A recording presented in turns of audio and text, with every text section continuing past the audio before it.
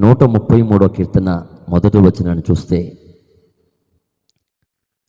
కీర్తనాకారుడు అంటున్నాడు కదా, సహోదరులు ఐక్యత కలిగి నివసించుట ఎంత మేలు, ఎంత మనోహరము. క్రీస్తునందు పిల్లరా, సహోదరులు ఐక్యత కలిగి నివసించుట ఎంత మేలు, ఎంత మనోహరం అని దేవుని యొక్క వాక్యం చెప్తుంది. ఈ రాత్రి దేవుని మాటలు వినుచున్న మీ అందరికీ ప్రభువు తెలియచేస్తున్న విషయం ఏంటంటే, సహోదరులు అనగా యేసుక్రీస్తు రక్తంలో కడగబడి ఆయనను సొంత రక్షకునిగా అంగీకరించి సంఘంలో చేర్చబడినటువంటి ప్రజలకి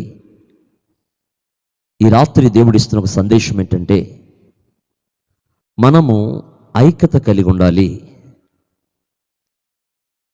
ఆ ఐక్యత మనుషులలో కొనసాగించడం అనేది ఒక విధంగా చెప్పాలంటే కష్టమైందే. ఎందుకనంటే ఐక్యత కలిగి ఉండాలంటే మనసులు ఒకటవ్వాలి. మనసులలో ఐక్యత లేనప్పుడు మనుషులలో కలిగే ఐక్యత అది కొద్ది కాలమే నిలబడుతుంది. పైకి కనిపించేటువంటి ఆ ఐక్యత శాశ్వత కాలం ఉండాలంటే, ఉన్నంతకాలం అది మన జీవితాల్లో ఉండాలంటే మనం కలిగి ఉండాల్సింది పైన ఐక్యత కాదు, అది మనసులలో కలిగేటువంటి ఐక్యత ఉండాలి. అందుకనే ఎఫెసీ పత్రికలో పౌలు అంటాడు, సమాధానమను బంధము చేత మీరు ఆత్మ కలిగించు ఐక్యతను కాపాడుకొనుట యందు శ్రద్ధ కలిగిన వారై మీరు పిలువబడిన పిలుపుకు తగినట్లుగా నడుచుకొనవలనని పౌలు ఎఫెసీయుల్ని బ్రతిలాడుతున్నాడు. చూడండి, శారీరకంగా కొంత ఐక్యత ఉండొచ్చు, కానీ ఆ ఐక్యత ఎంతవరకు అంటే అది కొంతవరకే. కానీ ఒక నిజమైన దేవుడు కోరుకునే ఐక్యత, ఆశీర్వాదాన్ని కలుగజేసే ఐక్యత, శాశ్వత జీవాన్ని కలుగజేసే ఐక్యత, సియోను కొండల మీదుగా దిగివచ్చు హెర్మోను మంచు వలె ఆ ఆశీర్వాదం నీ కుటుంబం మీద, మీ తలల మీద ఉండాలంటే మీరు ఆత్మ కలిగించు ఐక్యతని కాపాడుకోవాలి. పరిశుద్ధాత్ముడు కలిగించేటువంటి ఐక్యతను కలిగి ఉండాలి. దేవుని స్తోత్రం. ఈ రోజున మానవ ఐక్యతలో అది కొంతకాలమే. స్నేహాలు కొద్ది రోజులు ఉంటాయి, కొన్ని రోజులు పోతాయి. ఇది మనుషులు కలిగించుకున్నటువంటి ఐక్యత, ఇది మనుషులు ఏర్పాటు చేసుకున్నటువంటి ఐక్యత. అదే ఆత్మలో ఐక్యపరచబడితే, పరిశుద్ధాత్మని చేత అందరూ ఒకే మనసు కలిగి ఉంటే ఆ ఐక్యత అది ఎంత కాలమైనా నిలిచి ఉంటుంది. అటువంటి ఐక్యత ఎక్కడైతే ఉంటుందో అక్కడ బైబిల్ చెప్తుంది, ఆశీర్వాదమును శాశ్వత, ఆ కీర్తన మీరు పూర్తి చేస్తే చివరి వచ్చినప్పుడు ఆశీర్వాదమును శాశ్వత జీవమును అచ్చట ఉండవలనని యెహోవా సెలవిచ్చాడు. చూడండి, ఎవరైతే ఆ నిజమైనటువంటి ఐక్యత ఎప్పుడు కలిగి ఉంటారు అంటే అది ఆత్మ కలిగించే ఐక్యత, అది పరిశుద్ధాత్మ చేత కలిగించే ఐక్యత. ఆ ఆత్మ సంబంధమైన ఐక్యత ఎక్కడైతే ఉంటుందో ఆ ఐక్యతను బట్టి దేవుని యొక్క కార్యాలు జరుగుతాయి. ఈరోజు వాక్యమైన దేవుని బిడ్డలారా, దేవుని ప్రజలు మనము ఐక్యత కలిగి ఉండాలి. యేసు ప్రభువు వారు కూడా తన ప్రార్థనలో, అయ్యా నీ యందు విశ్వాసం ఉంచిన వారందరూ ఏకమై ఉండవలనని వారి కొరకు నేను ప్రార్థిస్తున్నాను. నేను నమ్ముకున్న వారి గురించి కాదు, కానీ నిన్ను విశ్వసించిన వారు అందరూ కూడా ఐక్యత కలిగి ఉండాలి, సమాధానం కలిగి ఉండాలి, వాళ్ళలో ఏక మనసు ఉండాలి, వారందరూ ఏకాభిప్రాయానికి రావాలి. ఎందుకంటే ఇక్కడ ఐక్యత కలిగి లేకుండా పరలోకంలో ఐక్యత కలిగి ఎలా ఉండగలం? మనందరికి ఒక నిరీక్షణ ఉంది. మనం యేసుక్రీస్తుని నమ్ముకుంది, యేసుక్రీస్తుని తెలుసుకుంది. మనం కేవలం ఈ లోకంలో ఏదో సంపాదించుకోవాలనో, ఆస్తులు కూడబెట్టుకోవాలనో, లేకపోతే ఏదో ఏదో ఈ లోకంలో ఇల్లు కట్టుకోవాలనో, పెళ్లి చేసుకోవాలనో, పిల్లలను కనాలనో ఆ ఉద్దేశాలతో మనం దేవుడిని నమ్ముకోలేదు. కానీ మనము నమ్ముకునేటప్పుడు ఒకవేళ ఒక అద్భుతాన్ని ఆశించి నమ్ముకొని ఉండొచ్చు, లేదా ఒక గర్భఫలం కోసం నువ్వు ప్రభు దగ్గరికి వచ్చి ఉండొచ్చు, లేదా ఒక ఇల్లు కొరకు, లేదా అప్పుల కొరకు, లేదా సమస్య కొరకు నువ్వు దేవుని సన్నిధికి వచ్చి ఉండొచ్చు. కానీ నువ్వు దేవుని సన్నిధికి వచ్చిన తర్వాత, మందిరానికి వచ్చిన తర్వాత, అక్కడ వాక్యం విన్న తర్వాత, నువ్వు మారు మనసు పొందిన తర్వాత, నువ్వు ఎప్పుడైతే బాప్తిసం తీసుకున్న తర్వాత, పరిశుద్ధాత్మతో నింపబడిన తర్వాత, ఒక వేరుబాటు జీవితాన్ని జీవిస్తున్న తర్వాత, దేవుని వాక్యాన్ని దైవ సేవకులు ప్రతిరోజు సంఘంలో ప్రతి ఆదివారం, శనివారం, శుక్రవారం వారి విడి రోజుల్లో కూడా వాక్యాన్ని ప్రకటిస్తున్నప్పుడు ఆ వాక్యం ద్వారా మనం గ్రహించుకున్న విషయం ఏంటంటే, మనము ఈ లోకము శాశ్వతమైనది కాదు, మన పౌర హక్కు ఇక్కడ లేదు, మనం ఉండేటువంటి స్థలం ఇది కాదు, మనం చేరవలసిన గమ్యం ఒకటి ఉన్నది, మనం వెళ్ళాల్సిన స్థలం ఒకటి ఉన్నది, మనం ఉండాల్సిన ఒక నిత్యమైనటువంటి నివాస స్థలం ఉంది. దేవుడు మన కొరకు ఏర్పరచుంది, శిథిలము కానిది, అది మనుషుల చేత కట్టబడినది కాదు, దేవుని చేత. దేవుడు దేనికి శిల్పియో, దేవుడు దేనికి నిర్మాణకుడో, దేవుడు దేనికైతే నిర్మాణం చేశాడో, ఎక్కడైతే మనుషులు ఉండాలని తన రక్తాన్ని కార్చాడో, మనందరం ఏకమై ఎక్కడ నివసించాలనుకుంటున్నాడో అదే పరలోక రాజ్యం. దేవునికి మహిమ కలుగును గాక. అదే నిత్యమైన నివాస స్థలం, అదే దేవుడు అనుగ్రహించే నిత్య జీవము, అదే శాశ్వత జీవము, అదే దేవుడు మనకు కలిగించే పరలోకం. ఈ పరలోక రాజ్యములో, ఈ నిత్య జీవములో, ఈ నిత్యత్వంలో మనం ఉండాలి అనుకుంటే మనం ఈ లోకంలో కూడా ఐక్యత కలిగి ఉండాలి. దేవునికి అందరూ స్తోత్రం చెప్పండి. హల్లెలూయా. ఉట్టికి ఎగలేనమ్మా స్వర్గానికి ఎగుతానని చెప్పిందంట. అట్లాగేందంటే చాలామంది ఇక్కడ ఐక్యత కలిగి ఉంటారు, కానీ పరలోకంలో ఐక్యత కలిగి ఉండాలని మరి ఎలా అనుకుంటున్నాం? ఇక్కడ ఐక్యత లేనప్పుడు, ఇక్కడ సమాధానం లేనప్పుడు, ఇక్కడ సహోదరుల మధ్య ఏకాభిప్రాయం లేనప్పుడు, ఏక మనసు లేనప్పుడు పరిస్థితులు ఎలా ఉంటాయి? సంఘముతోనూ పరిచర్యతో మనం ఏకీభించి, దేవుని వాక్యంతో ఏకీభించి నడవకపోతే మనం ఎలాగ పరలోకంలో ఉండగలం? దేవుని స్తోత్రం చెల్లిద్దాం. నిత్య జీవానికి వెళ్తున్న మనం ఆత్మ సంబంధమైనటువంటి రాజ్యము కొరకు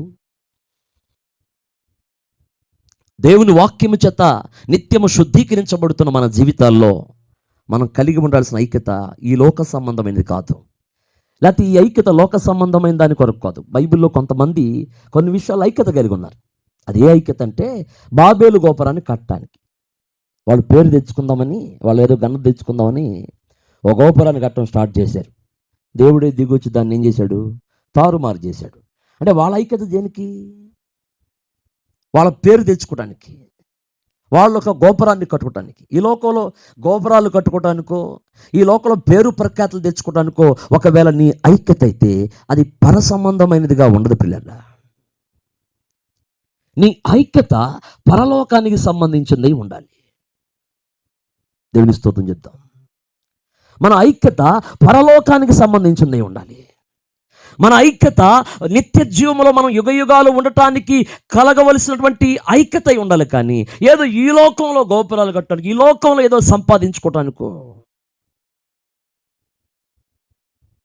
ఇద్దరు పార్ట్నర్స్ కలిసి వ్యాపారం చేస్తారు. వాళ్ళ ఐక్యత దేనికో తెలుసా? వాళ్ళ ఐక్యత ధనం సంపాదించుకోవటానికి. ఇద్దరు కలిసి ఒకరిని మర్డర్ చేయడానికి ప్లాన్ చేస్తారు. వాళ్ళ ఐక్యత ఏంటంటే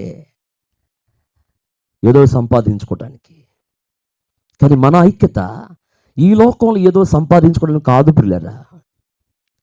మన ఐక్యత ఈ లోకంలో ఏదో సంపాదించుకోవడానికి కాదు. మన ఐక్యత నిత్య జీవంలో ఉండటానికి. లైవ్ చూస్తున్న వాళ్ళందరూ ఎక్కడ ఒకసారి అల్లు చెప్పండి, చేతులు ఎత్తి. కొంతమంది చేతులు ఎత్తకుండా చెప్పారు, పూర్తిగా చేతులు ఎత్తి చెప్పండి. హల్లెలూయా. దేవునికి స్తోత్రం చెల్లిద్దాం. మన ఐక్యత అయితే ఈ లోకంలో పేరు తెచ్చుకోవడానికో, ఈ లోకంలో ఏదో గోపురాలు కట్టుకోవడానికో, లేకపోతే ఈ లోకంలో ఏదో సంపాదించుకోవడానికో, ఈ లోకంలో ఏదో పాపము చేయటానికో ఆ ఐక్యత కాదు దేవుడు కోరుకుంటుంది. ఆత్మ సంబంధంగా ఆత్మ కలిగించు ఐక్యతను కాపాడుకున్నప్పుడట మనందరం కూడా రేపొద్దున పరలోకంలో కూడా ఉండగలుగుతాం. పరలోక రాజ్యం సమాధానంతో కూడింది, ఐక్యతతో కూడింది. ఎప్పుడు కలిసి ఉండాలి. ఐక్యత మన జీవితంలో ఎప్పుడు వస్తుంది తెలుసా? ఆత్మ కలిగించే ఐక్యతను కాపాడు. అది పరిశుద్ధాత్ముడు ఇస్తాడు. పరిశుద్ధాత్మను మన జీవితంలో ఇస్తాడు. అందుకే మనందరం ఏక మనసు కలిగి ఏకాత్మ కలిగి ఉన్నప్పుడు మనలో ఐక్యత, యూనిటీ ఉంటుంది. అప్పుడు మనం పరలోకంలో ఉంటాం. సంఘస్థులారా, దేవుని బిడ్డలారా, ఈ వాక్యం మీకోసమే. మన ఐక్యత, మనం కూడుకొనుట, మన ఏక మనసు ఈ లోకంలో ఏదో చేయటానికి కాదు, ఒక గుంపుగా బయలుదేరి ఒకరిని చంపటానికి కాదు, ఒక గుంపుగా బయలుదేరి ఏదో కొల్లగొట్టడానికి కాదు.